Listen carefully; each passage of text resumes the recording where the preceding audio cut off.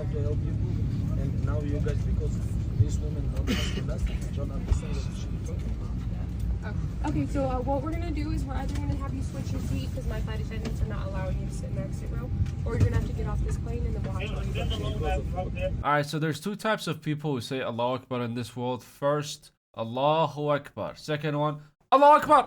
And these two people are completely different people. They're not even from the same religion. One is a Muslim, one identifies as a Muslim. He dies, he goes to the afterlife, he's like, where are my 72 virgins? And the devil is like, come here, you donkey. And unfortunately, there's still people out there who cannot differentiate between the two people. They think they're all the same, right?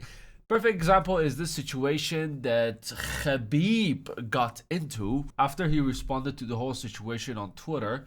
We have more context about what was happening. Long story short, Khabib was trying to get to one place to another. He was flying Fly Frontier, and the flight attendant who's supposed to smile at your face and give you a great experience wasn't comfortable for Khabib sitting next to the emergency exit. She was afraid Khabib would Allahu Akbar them all out of the air once they're high enough. I know how to help you, and now you guys, because this woman not asking us, don't understand what she's talking about.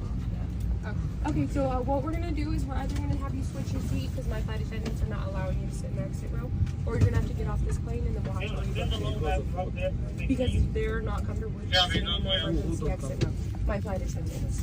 And unfortunately, it is fair. It's not fair. Yes, it is. You guys, when I was making check-in, they asked me, do I know English? Yes, I said. And they said yes. And I understand that, but it's also off of their judgment. I'm not going to do this back and forth. I will call a supervisor. Now, these situations happen on daily basis. This one just happened to be on camera and just happens to be a very, very extremely popular person. But these things happen. I don't really blame the US for it. America's traumatized. Even if I put my Islamic teacher from 8th grade, he's the most harmless guy ever. I put him on that plane with his beard. He's not only going to get kicked out, he's going to get arrested for absolutely no reason. But I think if the TSA lets you go through after all these advanced checks that they do, they even check between the hair on your asshole to see if you're hiding any kabooms over there. But I do think the flight attendants need to be educated enough about this, as they were flying for the longest time, and I'm pretty sure they don't only have white faces on the plane. They have different nationalities, they have different religions as well. They should be educated about this. I won't be surprised if this isn't their first time doing this, but oh boy, they did this to Khabib Makalakalova. And now this is my favorite part of the video when I saw it yesterday. You will either move or I will call a supervisor and a security to remove you. So off of their judgment. I'm not going to do this back and forth. I will call a supervisor. You can either take a different seat or we can go ahead and escort you off the plane. Which one are we doing? We're gonna meet you. Okay, I'll call a supervisor and then we're going to have to rebook you for a different flight. Josh, do you copy?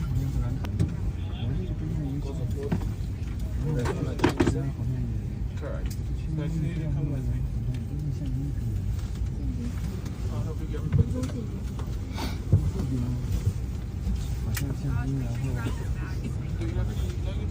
Now, when I tell you Josh saw death, he died on that plane, even though the plane didn't die. Imagine being a security guard. You're a big guy. You always take people out. Come here, you donkey. Shut up in the back of the head. Get out of my plane. Imagine doing that, just walking up, and then you see Khabib. Who's causing trouble over here? Do. Then you see Khabib looking down on you like this with his hoodie on, and you see another mountain guy who used to fight bears when he was 8 years old looking down on you as well. And then you hear them say, smash. That is a time where I will quit my job right there and right then. But let's get serious. If this security guard, 100% this guy should know who Khabib is. And I could tell from his eyes that he saw him somewhere, or he actually knows who Khabib is. He should have spoken up about it.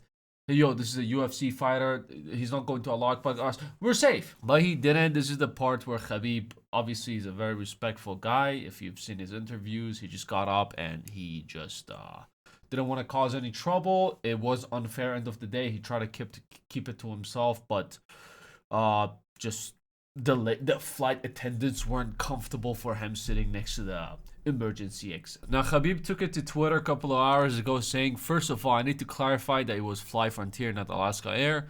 Lady who comes to me with questions was very rude from the very beginning.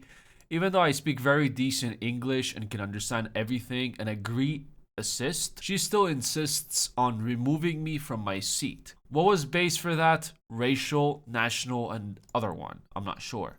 It was the beard, Khabib. It was the beard and the hoodie on. But after 2 minutes of conversation, she called security and I was deplaned from this aircraft. After like an hour and a half, I left with another airline and I got to my destination.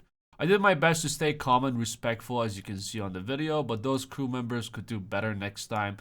Just be nice with clients. Khabib, those crew members will not exist after that. When I say the video went mega viral, it went mega viral, and now Fly Frontier was named in Khabib's tweet. GG, well played. That manager and that flight attendant will be sitting down at their house, looking out the window and imagining that they're in an airplane, because they're not going to be in an airplane again. Imagine doing that to Khabib. I don't see it. I'm sorry. I don't see them keeping their jobs after this. Now, let's take a look at Frontier Airlines. 20 hours ago, just 2-3 hours before the Khabib incident, they posted, serving smiles at 35,000 feet and making every smile unforgettable. From takeoff to landing, our crew is here to ensure your journeys filled with care, so much care. Comfort, so much comfort that they wanted to move him. They were like, the emergency exit isn't comfortable for you. You need to sit somewhere even more comfortable. And a little extra joy along the way. The little extra joy was them calling security on you and just, you know, harassing you because of your the beard accent and because of your just nationality and face. But it still absolutely blows my mind that no one over there knew who Khabib was, or if they knew, they were just too afraid to speak in case Khabib looks at them and says smash. But they should have said something at least. Or if they didn't know who Khabib was, they should have defended him. They should have been like, yo, why? Because of his looks, that's it? But for all we know, the people over there, if they didn't know who Khabib was, they were agreeing and they didn't want him to sit by the seat as well. That's why they didn't say anything. Anyways, it's a fucked up situation. Fly Frontier, their page is blasting with reviews. Not very good ones. But if you're watching this as well and you have a 7-inch thick beard and you have an accent as well, next time you want comfort, care, and full of smiles all around you and unforgettable joy, definitely fly with Fly Frontier. Anyways, just wanted to talk about this. I'm sure you've seen the video yet. Just wanted to share my thoughts on it. Take it easy. I will see you at the next one. Like, subscribe, by the way. Yeah, okay.